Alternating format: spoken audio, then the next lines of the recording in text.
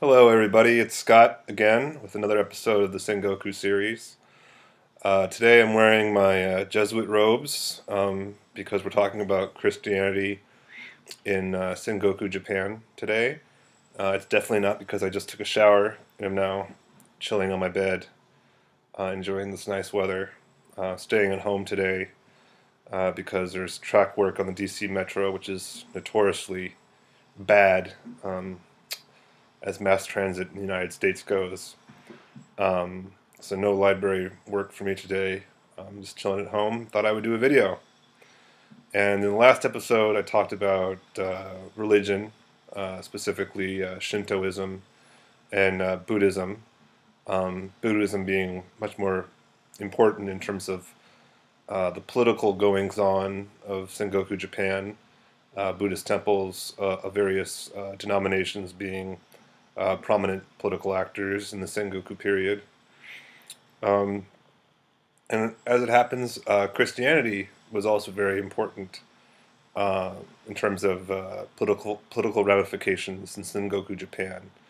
Primarily, Christianity in Japan during this period was spearheaded by the Society of Jesus, the Jesuits. You may have heard of them. The current Pope is a Jesuit, or was a Jesuit prior to becoming Pope. It's basically it's a Catholic order, dates back to the medieval period, and basically they were founded by soldiers. Um, Ignatius of Loyola was the founder of the Jesuits, and he had been a general prior to founding the Society of Jesus. And the idea was that Jesuits would act as missionaries, soldiers of God, going to the far-flung reaches of European empires to save the souls of natives, to baptize them and thereby bring them to God. Um, Now, as anyone, if you've studied history at all, you're probably familiar how missionary work on the part of Europeans was really wrapped up with colonialism, imperialism. The idea being it is being a sort of form of control, social control. Um, it's not quite as clear cut as these missionaries were going over and saying, we're acting in the interests of the Portuguese or the Spanish or whatever empire by converting the souls. There was very much an interest, both on the part of these individual missionaries, but also on the part of the kingdoms or empires they represented. That evangelizing was almost it was a means to its it was a end unto itself. The idea that you weren't just enabling your empire or whatever to affect control over these far-flung colonies or foreign territories. You were doing it because you really wanted to save souls, and it brought you a certain amount of prestige and recognition in the Christian world that you were doing this. Of course, it wasn't all you know singing around, playing guitar, singing "Kumbaya." We'll talk about some of the nasty stuff in a minute. Um, but from a historical standpoint, there really was no contact between Japan and the West up until around 1542, when some Portuguese ships landed in Tanegashima, which is a small island off the western coast of Kyushu, which is sort of a southwestern island, sort of separate from what we consider to be the main, what is Honshu, the main uh, island of Japan. If you look at a map, there's Honshu, which is sort of this banana-shaped island, and at the southern tip, the southwestern tip, there's another large island that extends southward, and that's Kyushu. And that is where the first Europeans landed. And when they landed, it was mostly about trade. And I think instantly it was recognized that this was a new avenue for trade, both for the Europeans and for the Japanese. Um, a lot of things that we know today about, for example, Japanese culture or Japanese cuisine comes from that early contact with the Europeans. If you've ever had, shrimp tempura or any other kind of, deep fried seafood or vegetables at a Japanese restaurant, that comes from contact with the Portuguese, with Europe. Um, Also, importantly, it was a way for the Japanese to trade with China, because prior to this point in the 16th century, there had been some trade between China and Japan, significant cultural exchanges. But this stopped because there was Japanese pirates raiding the ships going back and forth between China and Japan, and China, basically Ming China, enacted a embargo against Japan. Until you get these pirates under control, we're just not going to trade with you anymore. And as we know, in the Sengoku period, Japan didn't really have the authority or the means to really go after these pirates. There were just too many domestic problems to smooth out these sort of foreign policy wrinkles.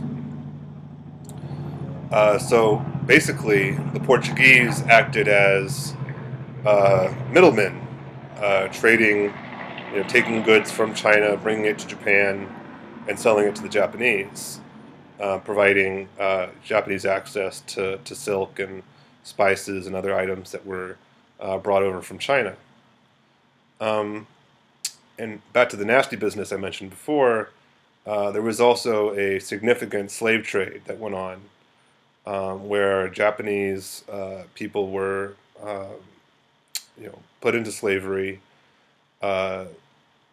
purchased by Europeans, brought over to Europe. There are records from the 1570s, late 1500s, of Japanese slaves, being mixed in with, African slaves at European, slave auctions. And it's been noted that even slaves, African slaves, would take Japanese slaves. It was perceived that Japanese people were more submissive. They were more intelligent, according to European racist thinking, than African slaves, who they viewed primarily as soldiers or workers. The Japanese were seen as being more refined and more obedient and more intelligent and cerebral. Um, However, there were some efforts by the Portuguese government to stop this, because the Jesuits realized the slave trade is hurting how we're perceived in Japan, and if we're over here trying to convert people, it doesn't help if we're basically abducting and putting these Japanese people into slavery. So officially, there was a lot done to sort of stop this practice, but it went on for a long time. And when we get to the end of the Sengoku period, sort of the end of the 1500s and the early 1600s, when there's a very anti-Christian movement on the part of the Japanese government, one of the reasons given for these anti-Christian orders is because of the slave trade that's been going on. But really, one of the biggest exports to come to Japan from Europe is Christianity. The Portuguese led the way. In 1557, they get Macau. They rent it from China. Macau being sort of this little island province, sort of like Hong Kong, was under the control of the British Empire for a long time. Portugal rented Macau as a port that they could use to access Chinese trade and so on. And in Goa, in India, the Portuguese had a port there as well. And so there was already a long-standing practice in Asia of the Portuguese doing trade, but also spreading Christianity. And if you know anything about Christianity in Asia, you're probably familiar with the name of Francis Xavier, who was one of the founding members of the Society of Jesus. Um, he came to Asia. He was active in India. He was active in Macau, in China. And in 1549, he came to Japan and moved around, sought an audience with the Emperor of Japan. There was, of course, no real understanding of the political situation in Japan at the time. We have reason to believe that when he saw the state of the capital after the Onin War, which I talked about in my second episode, and sort of the ravages that had been done to the imperial household by basically what was chaos and civil war in the capital. The idea that there was going to be this central authority that would embrace Christianity and therefore spread Christianity throughout Japan kind of died on the vine. It just wasn't going to happen. In 1559, the shogun, the Ashikaga shogun at the time, gave permission to the Jesuits to practice missionary work. This was more of a formality than anything else. In fact, it's often portrayed as sort of an attempt by the shogun to show, hey, I'm still relevant here. My word matters. I'm giving these people permission to spread their religion, practice their religion. Look, I'm doing something here. I'm still relevant because by that point there really was no real relevant central authority. The shogun was just another warlord, so to speak. So the Jesuits have permission. They're operating in Japan. They're based mostly in this western island of Kyushu. They do have it does spread elsewhere, although the vast majority of converts to Christianity are in Kyushu, but there are Japanese Christians all over Japan by the end of the 16th century. And the Jesuits pursue a very specific strategy, which is instead of creating controversy by going to the common people and spreading their faith and sort of being this unknown commodity, they're going to work with the lords first, what are called the daimyo, the big names, the lords, the warlords of the Sengoku Japan. And that way they sort of get permission and work in concert with these lords, so they're not seen as these unknown subversive figures who are conspiring behind the lord's back or undermining them. And this is very effective because once you have a lord on side with you, and you have and if you get the lord to convert to Christianity, the lord has the power to make all of his retainers, his followers, convert to Christianity as well, and possibly also to destroy Christian Buddhist temples or convert Buddhist temples into Christian churches, and of course to make the common people, the peasants, the serfs, the artisans, the regular people, convert to Christianity whether they like it or not. Now the attitude of most of the daimyo at this time was an interest. There still is, I think, a very I wouldn't say it's uniquely a Japanese thing. I think it's a human thing that we're attracted to things that are novel and foreign, much in the way that Japan has a great deal of cultural capital today in terms of this, sort of, strong fascination, the strong subculture of the United States that loves, Japanese cartoons, comic books, video games, drama, J-pop, all this stuff.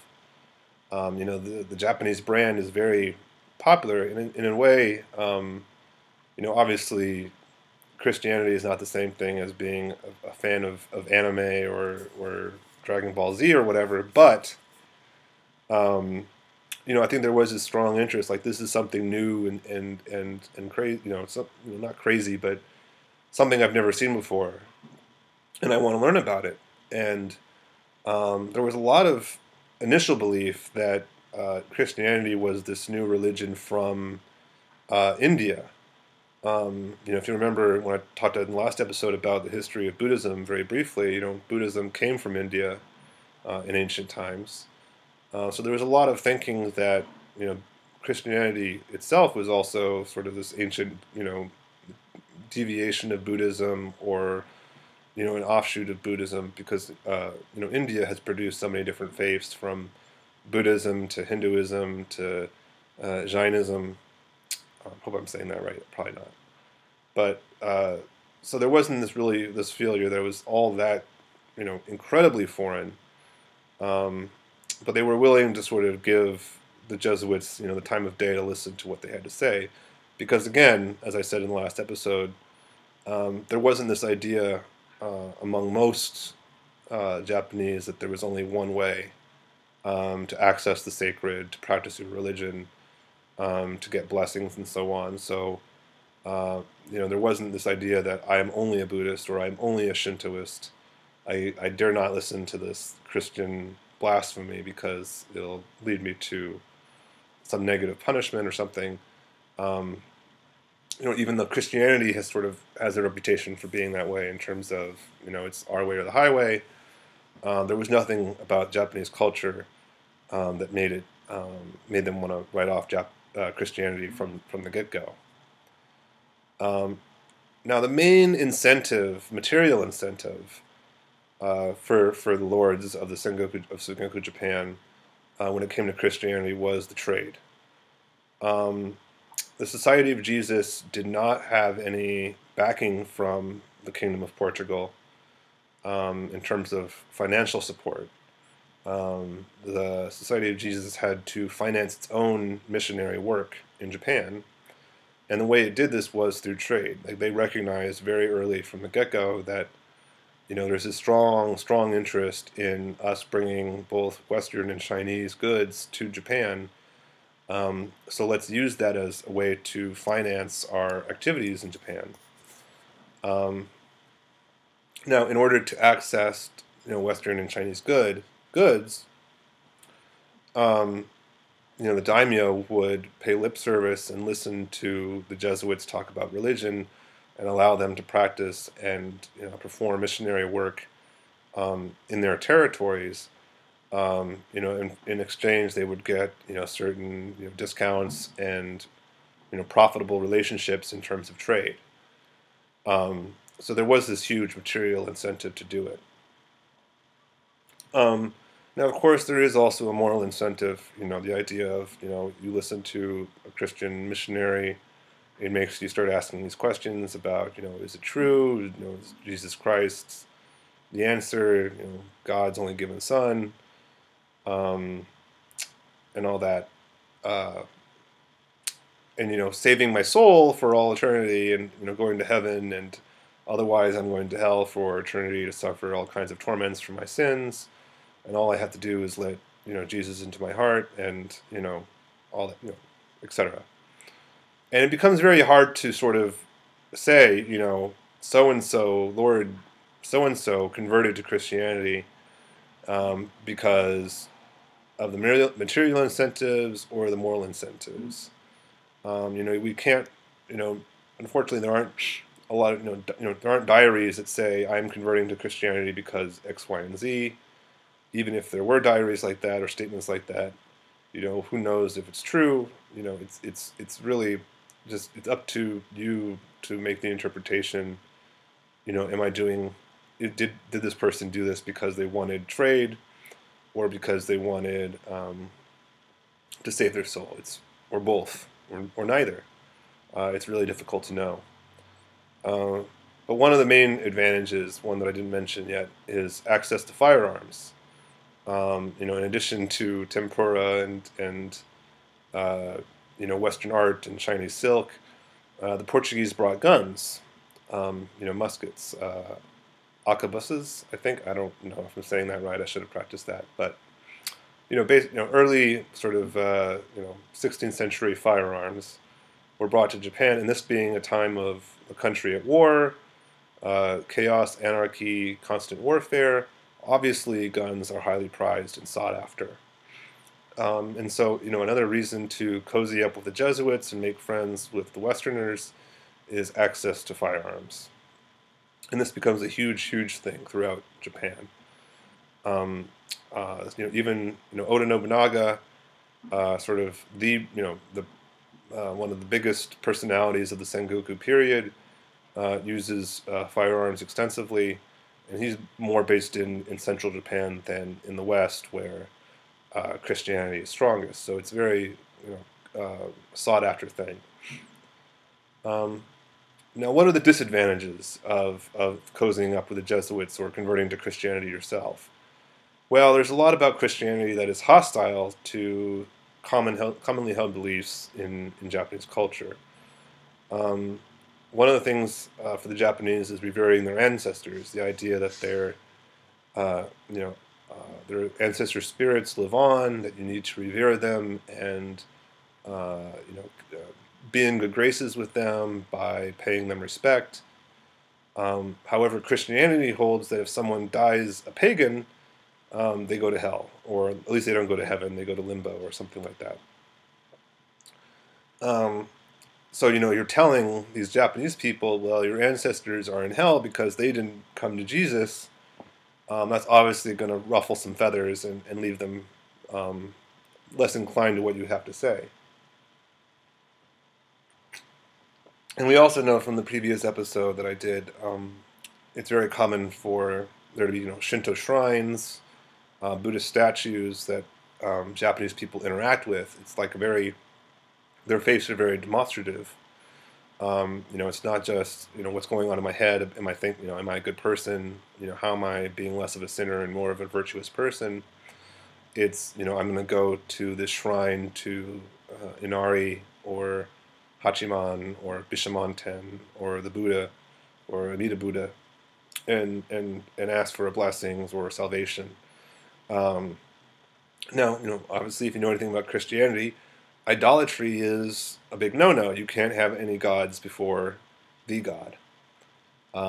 So again, another conflict with Japanese culture. Also, homosexuality. Christianity considers homosexuality to be a sin. It's an abomination, according to the Old Testament.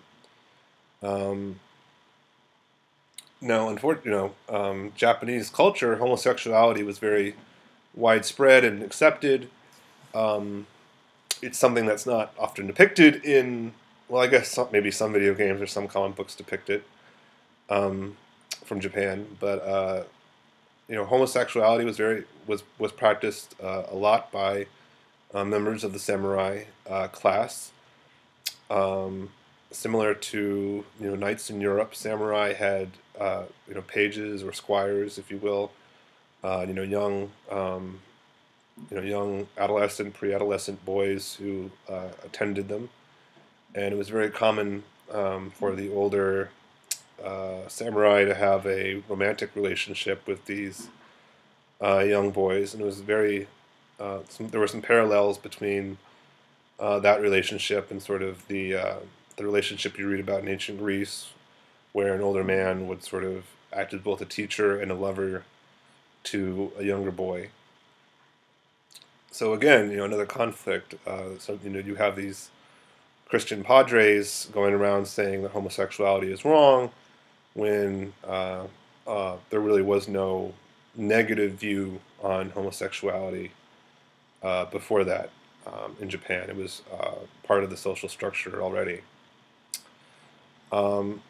And another big problem was that if you were one of these lords who converted to Christianity, there was a lot of pressure on you to make members of your family also convert and be baptized.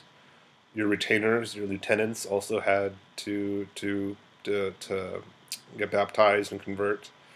Like I mentioned before, putting a kibosh on Buddhist activities and Buddhist temples in your territory. And that's going to make a lot of people mad, especially if they're members of these more militant Buddhist sects that come to prominence during this time, like the Nichiren and True Pure Land sects, who are not only hostile to other religions but to other Buddhist denominations, and who believe their way is the only way. And pretty much everywhere you find, for example, a Nichiren Buddhist samurai or lord, they tend to be very hostile from the get-go to Jesuits and Christian samurai. Matsunaga Hisahide was very hostile to the Jesuits. He had to play nice with them when he was serving Oda Nobunaga, because Oda Nobunaga enjoyed a very good relationship with the Jesuits. But once that ended, he persecuted the Jesuits pretty harshly. He persecuted Christians pretty harshly. Kato Kiyomasa, a samurai from the later Sengoku period, was also an ardent follower of Nichiren Buddhism, and he also had a very negative relationship with other lords who had converted to Christianity. So, and took very active roles when the Japanese government's policy towards Christianity became very adversarial and hostile. But without getting too far ahead of myself, in 1571, the first Christian lord in Japan, Omura Sumitada, converts to Christianity, and he has a very positive relationship with the Portuguese Jesuits, and actually eventually gives them the port city of Nagasaki on Kyushu and on the western side of Kyushu to the Jesuits. He eventually gives it over to them in perpetuity, meaning an indefinite license to control the city. So now the Jesuits actually have their own port city, sort of their own Macau, but in Japan instead of China. And in the process, they get very rich. They get very wealthy because they're actually administrating the city. They're converting people in the city. So they really have their own base of operations. A little bit later, 1575, the Roman Catholic Church acknowledges that Japan belongs to Portugal in the sense that they have sort of the license to practice there and do trade there. Previously, there had been a lot of competition between Spain and Portugal over Japan. Portugal and Spain having sort of divvied up Asia beforehand, saying, this is your sphere of influence, this is our sphere of influence.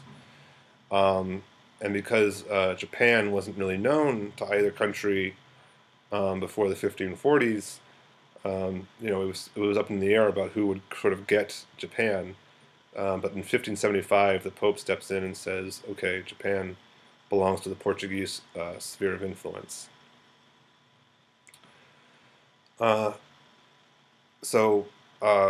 Around this time, by the 1580, Oda Nobunaga has sort of asserted himself as onto the sort of the path of unification. He's the most powerful warlord of Japan.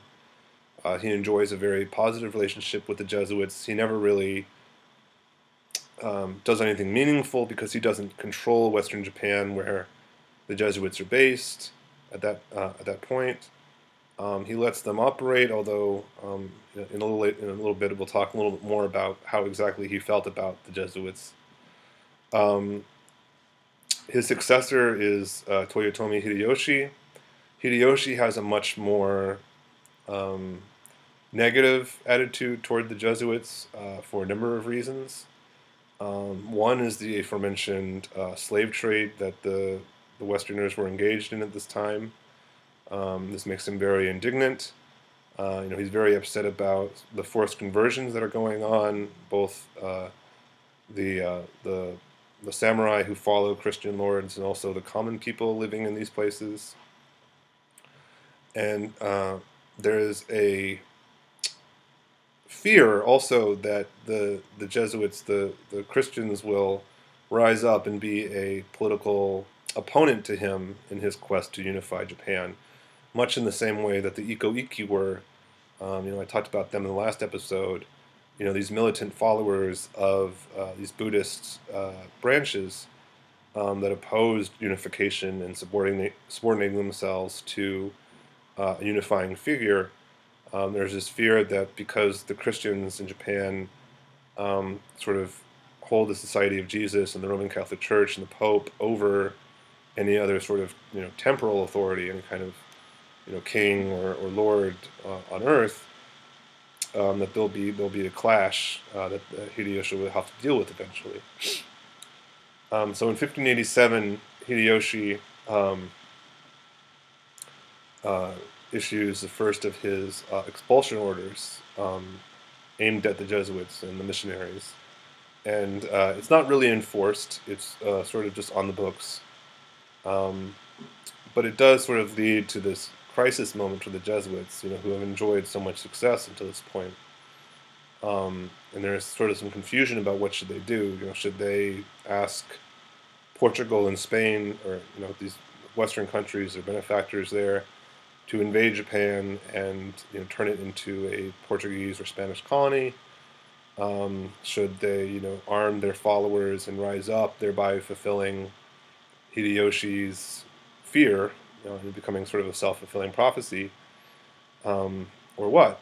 And it's under the efforts of some of the Jesuit leaders that they decide, well, it's better if we just disarm and not let it become a self-fulfilling prophecy, to sort of show that we are not looking to set ourselves up as political or military opponents to Hideyoshi, to the unifiers of Japan. And also around this time, you have the arrival and the influence of Spanish Franciscans. So, Portugal is based out of Macau in China, Goa in India. Those are sort of their main hubs in Asia, Far East Asia. Spain has colonized the Philippines, so Manila is their base of operations in Asia. And Spanish Franciscans, Franciscans being another order, Catholic order of missionaries, come to Japan looking to convert people, but they take the opposite strategy. They take the strategy, we're going to work from the bottom up. We're going to convert common people. And of course, this runs into the same very problems that the Jesuits anticipated, which is, we don't really know what you're all about. What are you doing here? Why aren't you working from the top down like the Jesuits are, getting the trust of the people in power? And this really sets up a rivalry between the Jesuits and the Franciscans. And it's a very multi-layered rivalry. It's a rivalry between Spain and Portugal in terms of foreign empires, access to resources. It's a rivalry within the Catholic Church between the Society of Jesus and the Franciscans. Who's going to be sort of the main Catholic actor in Japan. And sort of as a way to turn the Japanese against one another, the Jesuits and the Franciscans start spreading misinformation and these vicious rumors about each other. And the Jesuit thing is like, okay, the Franciscans are the vanguard of the Spanish. The Spanish are going to colonize you. You being Japan, if you look at the Philippines, look what they did there. They colonized it. They took it by force, made it their own. If you get too close to the Franciscans, the same thing's going to happen to Japan. The Franciscans point to the rich and wealthy Jesuits based out of Nagasaki and say, they're not really Christians. They're supposed to be humble and impoverished. Franciscans, the vow of poverty is a big thing for them. So the idea that the Jesuits were financing their missionary activities through trade and commercial activity sort of becomes a weapon that the Franciscans use to tarnish the Jesuits. So another major thing that happens around this time is in 1596 is the San Felipe incident, where a Spanish galleon, a Spanish ship, shipwrecks in Japan, and Hideyoshi seizes the ship, has it destroyed, and takes all the cargo for himself. And the captain of the San Felipe is very upset about this, and basically, goes to the powers that be and says, "Look, I represent the Spanish Empire. We're this very powerful empire colonizing, weaker countries like yours. If you don't compensate me for taking my ship and my cargo, there's gonna be trouble. We've already got our Franciscan and Jesuit brothers here, converting your population. Watch out." And he's trying to intimidate basically Hideyoshi and the Japanese government to compensate him. But what he actually ends up doing is only confirming the suspicions and sort of hostility that Hideyoshi has towards Christianity in the West, and this leads to the martyrdom of many Japanese Christians who are crucified and killed as a result of this. So this only intensifies Hideyoshi's anti-Christian policies. And we fast forward. Hideyoshi dies in 1598. He has his son, who's a minor, is challenged by Tokugawa Ieyasu, another major warlord of Japan, and he's defeated. That is, Tokugawa Ieyasu defeats the forces loyal to Hideyori, the son, and sorry about that. My computer locked up and I had to unlock it. But Tokugawa Ieyasu defeats the forces loyal to the Toyotomi clan, and in 1603 he establishes his own shogunate. He basically takes over the Japanese government, and in 1614 he bans Christianity totally.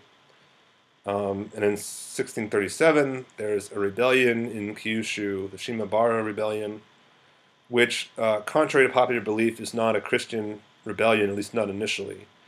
It's based more about economic grievances and local warlords not getting, food and other resources to common people there. It just so happens that a lot of the common people are also Christian. So when they rise up and rebel, it also takes on this layer of, Christians rising up against a government that had been officially hostile to Christianity. And this, again, when the rebellion is put down, it only serves to further this anti-Christian attitude on the part of the government. Now, there's actually a movie coming out soon by Martin Scorsese called Silence, which is based on a book about these Jesuits who come over during this time period, the 1600s, and work with what are basically known as the hidden Christians. These Christians who, were who continued to hold on to their Christian beliefs, and these are, Japanese people who had converted. They hold on to their Christian beliefs. They hide crosses and crucifixes in their houses, sometimes behind, Buddha statues or shrines, and practice their faith in secret. Sometimes these Japanese families, these clans, these houses will hide crosses in their crests, in their not logos, but coat of arms, or their crest basically. And so there's this hidden Christian community that survives for a long time. And when the West is once again, forces open Japan to the West in the 19th century, Christianity is reintroduced. And actually, a lot of these hidden Christians have sort of been so isolated for so long. Um, you know, they kind of keep practicing their own little form of Christianity rather than sort of go back into the fold of you know, official Catholic Christianity. But yeah, the movie's called Silence. It's Martin Scorsese is directing it. Adam Garfield of Spider-Man fame is starring in it. Uh, Adam Driver of Girls and Inside Llewyn Davis is also playing another um, Jesuit who goes over to Japan during this time. And I think Liam Neeson is also a Jesuit in it. So no actual Portuguese actors playing the Portuguese Jesuits, but what are you going to do? Ken Watanabe, remarkably, is not cast in it, or I think he was, but he pulled out. But anyway, um, you know, I won't really go into more about the hidden Christian period because that's really more of an Edo period thing. That's the period that follows the Sengoku period. Um, but sort of that's the rise and fall of Christianity in Sengoku Japan in a nutshell. If you want to read more about it, I highly suggest you pick up this book, Deus Destroyed, by George Ellison, and he talks about um, you know, the rise and fall of Christianity in Sengoku Japan, and he talks a lot about some of the important figures during this period. I mentioned Omura Sumitada, the first Japanese lord to convert to Christianity in 1571. Um, he depended on the Jesuits and the Portuguese to help him in his fights with the Ryuzoji clan of Kyushu, um, who were I'm not sure if you could really call them anti-Christian, but they definitely um, fought with Christian lords in Kyushu. Um, in a number of occasions, the Jesuits or the Portuguese provided ships to the Omura clan in fighting them, although in the end, the Omura clan submitted to the Ryuzoji. Another important clan also based in Kyushu were the Otomo in northeast Kyushu. Otomo Sorin is probably the most famous lord from that clan. He went from having one province to 7 provinces, which was pretty impressive in terms of Sengoku track records. Unfortunately, he didn't really do a very good job of managing his provinces. Um, you know, lords that were supposed to be under him, his vassals, were afforded a lot of autonomy, a lot of independence to the point where they were almost, you know, equal allies as opposed to true subordinates. And you know, if we learn anything from the Sengoku period, the sort of the traditional model of the lord-vassal relationship, where, you know, you're allowed to do whatever you want as long as you know, pay me tribute and serve me, doesn't really work anymore. You know, in a time of crisis and chaos, you have to be much more of a dictator. And for whatever reason, the Otomo clan did not learn that lesson. So even though they had a great deal of territory, you know, at least on paper, under their control, they weren't able to really use it effectively. But anyway, Otomo Sorin converted to Christianity. I believe he hosted Francis Xavier early on in the 1550s. And I think it wasn't until 30 years later that he himself converted to Christianity. He took on the name of Dom Francisco, Dom being the Portuguese variant of the Spanish Don, you know, a title of respect like Don Quixote and so on, and Francisco being a Christian name that all Christian lords in Sengoku Japan took on. Soren was Francisco, and you know, again, there's this huge debate. You know, was he really a real Christian, or did he just do it because he wanted access to Western firearms, technology, you know, improved trade relations? And really, there's no definite answer. It's a question that I posed on the Samurai Archives forum, There hasn't been a ton of discussion about it because, again, it's a hypothetical, or it's something that we can't really know because it's all speculation. Um, I tend to believe that he was a genuine convert because I feel like the disadvantages far outweighed the advantages. He ended up divorcing his wife, who the Jesuits named Jezebel. Obviously that wasn't her real name, but it was just an insult, biblical insult that they attached to her because she opposed his conversion and the baptism of their son. So he divorced her. He had a very negative effect on the opinion of his vassals to him, his conversion, and his thereby enabling the Jesuits to set up churches and oppose Buddhism in their lands. Um, and the fact that it took so long, it took several decades before he actually decided to convert, leads me to believe that he could have just kept the status quo and enjoyed a very good relationship with the Jesuits, which he had up to that point, without actually having to convert. I mean, I'm sure there was a lot of pressure on the part of the Jesuits to convert and become a Christian, but it just seems curious to me that he would wait so long, and it makes me more believe that he was willing to be persuaded. And in terms of the Umura benefited somewhat from in military terms from closer ties with the West and with the Jesuits. But for the Otomo, almost months after Otomo Sorin converted, he was defeated in a major decisive victory on the part of the Shimazu, another important Kyushu clan. So we didn't really reap a lot of benefits for him in the long run. Hopefully I'll do an entire episode on Otomo Sorin, although there isn't a whole lot about him in Western literature, academic literature, at least not that I've found.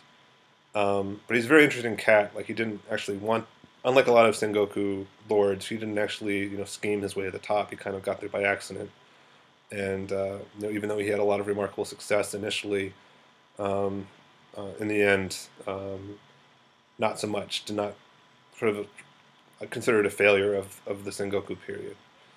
Although definitely not an obscure one. And his tendency to sort of switch between Buddhism and Christianity and so on is really fascinating. But he's definitely worth checking out if you're interested in him.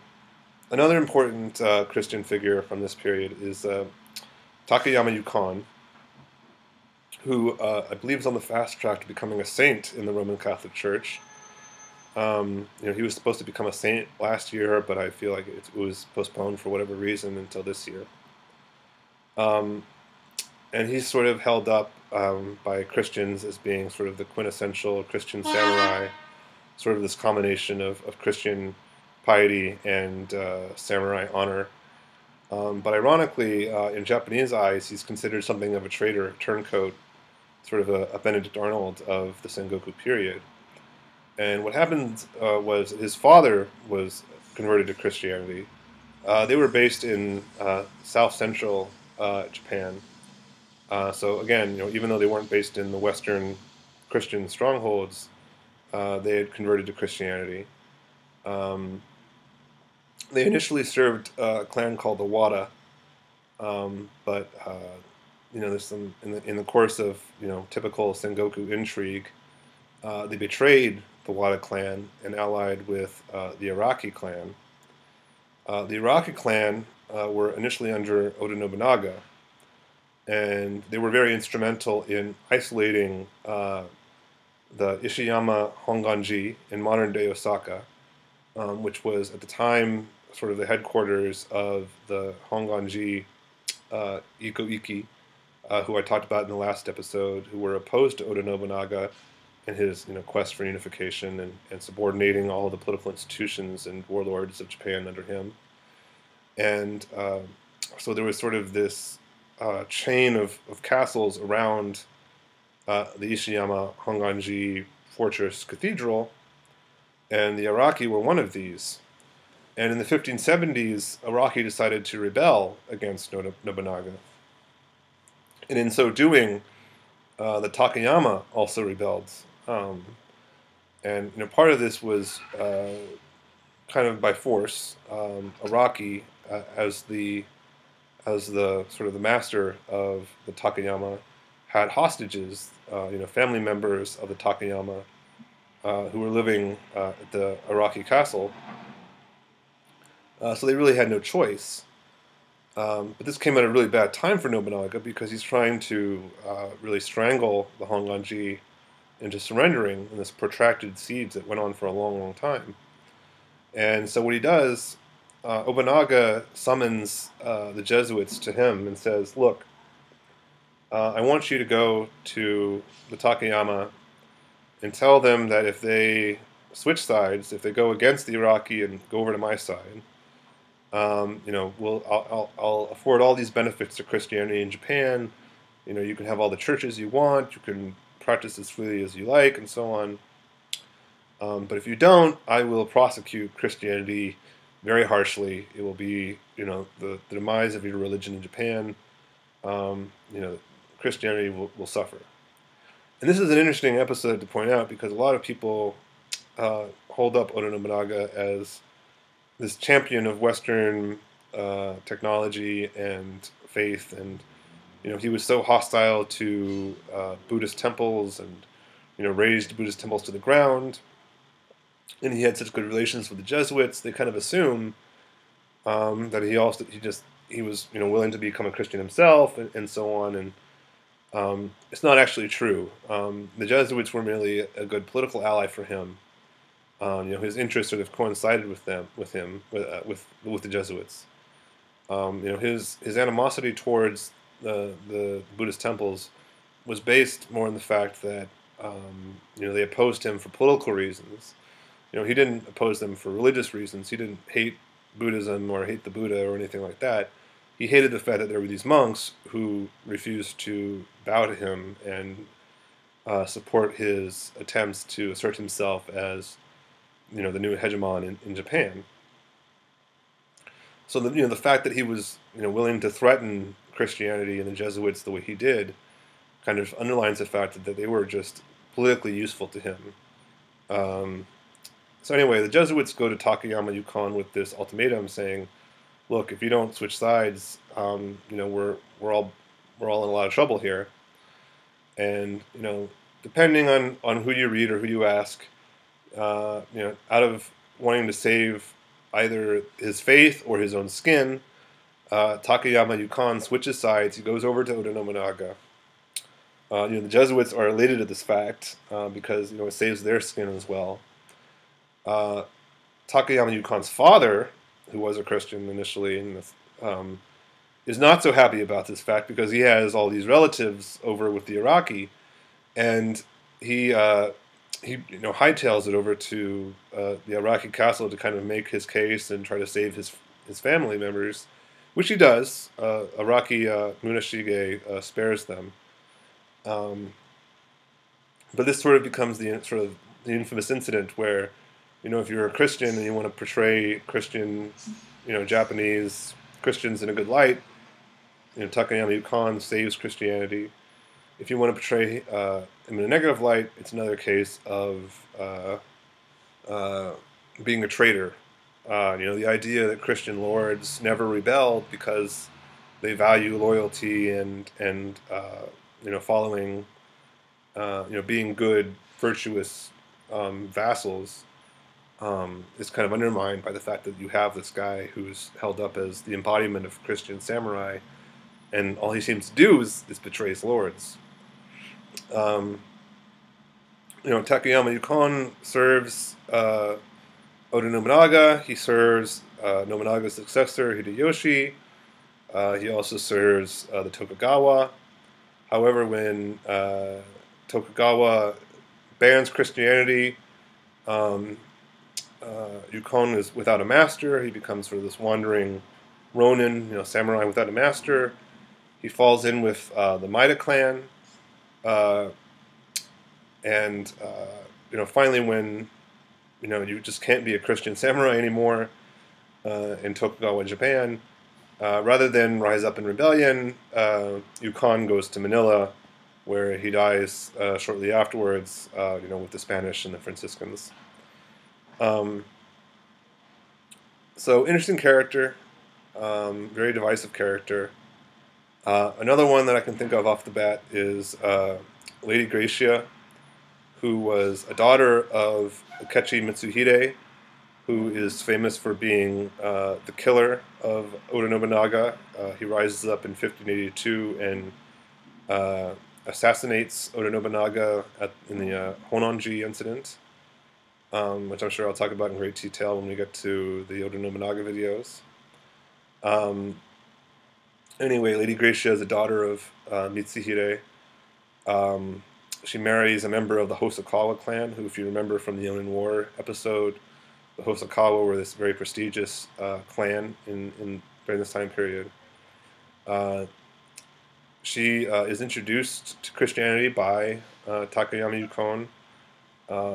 When Japan goes to war and invades Korea in the 1590s, her husband goes over to Korea to fight. She stays behind and becomes this very sort of zealous Christian. In 1600, when the supporters of the Toyotomi clan go to war with the Tokugawa clan, she is a hostage. Not in the sense of really totally against her will, but she's being kept by the Tokugawa, sort of just to ensure the loyalty of the Hosokawa on their side. Ashita Mutsunari, who's the leader of the anti-Tokugawa coalition, besieges the castle where Lady Gracia is staying. Rather than commit suicide, which is a mortal sin in Christianity, she has one of her followers kill her. And this becomes this very famous sort of romantic episode in Japanese history. Again, another example of a Christian Japanese person, being so pious that she chooses that sort of death over killing herself. There's a book written about her. It's a historical fiction book, but again, it's rather pricey, hard to get. But again, through the Amazon bookstore, Samurai Archives bookstore, you can get it for yourself. I've not read it, so I can't recommend it, but if that interests you, you might want to check it out if you can afford it. So I think that about wraps it up for today. Again, I recommend the George Ellison book. It's from the 1970s. It's a bit dated. But there's also a lot of other books about Christianity in Japan and the Jesuits and Francis Xavier that you can check out. And as always, I'll link to articles on the Samurai Wiki run by those awesome Samurai Archives guys, to some of the groups and people I mentioned in this episode. And if I've said some things that were catastrophically wrong and you want to rake me across the coals for it and correct me, please do it either in the comment section of this video, or you can go to the Samurai Archives forum and make a thread saying that I'm wrong, I'm dumb, and I should never make another video again. So anyway, I'm going to chill some more, hopefully write a little bit of my dissertation like I'm supposed to be doing, and I will see you guys next time. Hope you have a good day. Bye.